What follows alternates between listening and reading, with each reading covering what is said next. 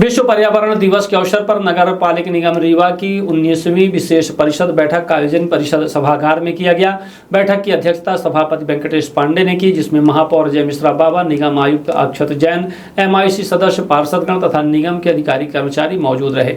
बैठक में पर्यावरण संरक्षण, स्वच्छता व्यवस्था और ठोस अपशिष्ट प्रबंधन को लेकर व्यापक चर्चा की गई। विशेष रूप से ठोस अपशिष्ट प्रबंधन नियम 2026 और सर्वोच्च न्यायालय के निर्देशों के प्रभावी क्रियान्वयन पर विस्तार से विचार विमर्श हुआ। साथ ही स्रोत स्तर पर प्रकार से कचरा प्रकरण को अनिवार्य बनाने, वार्ड स्तर पर जागरूकता अभियान चलाने तथा स्वच्छ भारत मिशन शहरी 2 के विभिन्न पहलुओं पर चर्चा की गई। इस अवसर पर महापौर जय मिश्रा बाबा ने कहा कि शहर की स्वच्छता केवल निगम प्रशासन की नहीं बल्कि जनप्रतिनिधियों और नागरिकों की भी सामूहिक जिम्मेदारी है।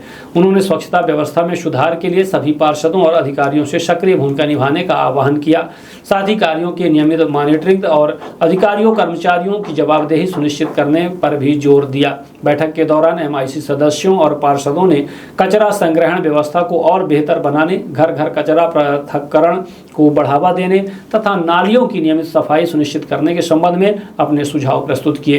परिषद में शहर को स्वच्छ, सुंदर और पर्यावरण के अनुकूल बनाने के लिए कई महत्वपूर्ण बिंदुओं पर सहमति भी बनी। विश्व पर्यावरण दिवस पर आयोजित यह विशेष बैठक रीवा शहर को स्वच्छ और हरित बनाने की दिशा में एक महत्वपूर्ण पहल मानी जा रही है।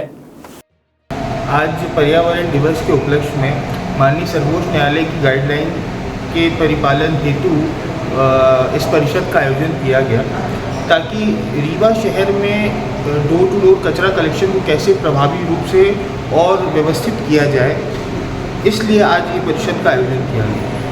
और जैसा कि आपने पहले पूछा कि स्वच्छता टीम रीवा में आने वाली है, उसके लिए ये निर्णय लिया गया कि हर वार्डों में जाके पार्षदों को साथ में लेके टीम भ्रमण करेगी और जहां जो दिक्कत आएगी उसमें पार्षद की भी राय ली जाएगी और उसको सुचारू रूप से कार्य में लिया जाएगा।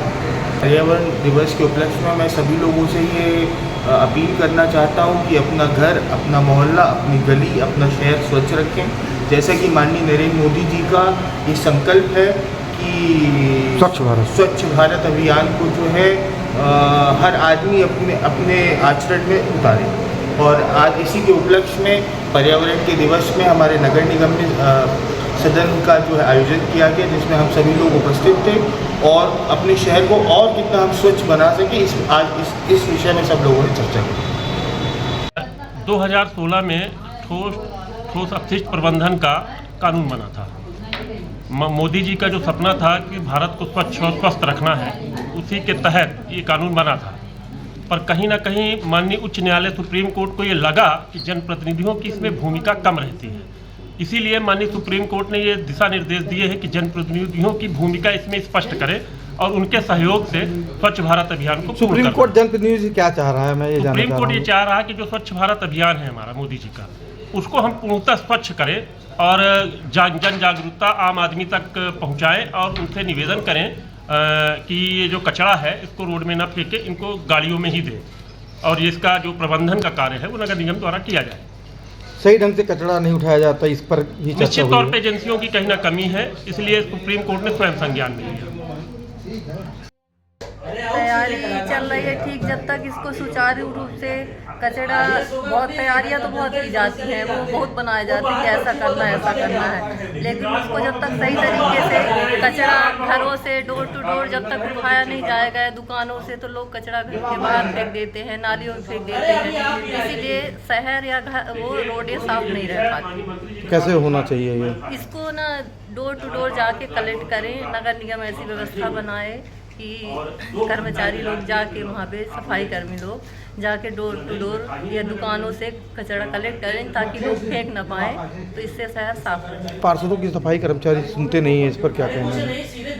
हमारे साथ तो ऐसा मतलब नहीं है, लगभग हमारे वार्ड में जो दरोगा या सफाई कर्मी हैं। सुप्रीम कोर्ट की गाइडलाइन थी स्वच्छता सर्वेक्षण अभियान के तहत, जिसको हम लोगों को उस पर अमल करने के लिए आज मीटिंग बुलाई गई थी। लेकिन हमारा ये कहना है कि स्वच्छता अभियान तो चलाता है, हर साल चलता है और मेडल मिल जाता है, सब कुछ है, लेकिन अंदर गली घनी बस्ती जो है वहाँ कोई भी कचरा उठाने नहीं जाता है। जब शिकायत करो उसके बाद कोई पहुँचते हैं, गाड़ी नहीं जा पाती, रिक्शा वाला भी नहीं जाता है। तो मेरा आपके माध्यम से ये कहना चाहता हूँ कि प्रतिदिन टाइम से कचरा उठाया जाए। पार्षदों की सुनी नहीं जाती है, ये कहाँ तक सही है? कुछ हद तक तो बात सही है, देखिए कि पार्षदों की नहीं सुनी जाती है। बोलना कि डंपिंग पॉइंट में उसके बिन्स रखें। डंपिंग पॉइंट में कचरा जमीन में गिरना ही नहीं चाहिए। अगर कचरा जमीन में गिरा तो हमारी जो आईसी टीम है उसने कितना पेनाल्टी किया, वहीं पर अब उसको दूसरी जगह दे दी गई है डंपिंग पॉइंट बनाने के लिए। अभी तक उसने बनाया नहीं। हर बार 2-2 महीने का वो समय मांगता है, हमको 2 महीने का समय दे दिया गया। बिन्स फ्री कर दिया, हम लोगों को जानकारी नहीं हुई। उस समय कोरोना था तो हम लोगों को जानकारी भी नहीं हुई, बिन्स फ्री शहर कर दिया। और बिन्स फ्री का ये नुकसान हुआ कि आज भी कचरे के ढेर लगने लगे।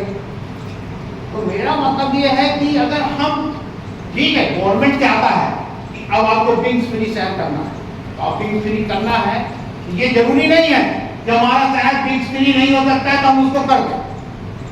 और जो भी आयुक्त आए वो सब क्रेडिट लेने के चक्कर में हर चीज को इग्नोर करते हैं। आप सारे पार्षद बैठे हैं, जब स्वच्छता सर्वेक्षण की टीम आती है कभी किसी से मुलाकात हुई क्या? नहीं हुई ना। पिछली बार मैंने अपने आदमी लगा रखे थे कि मुलाकात हो जाए।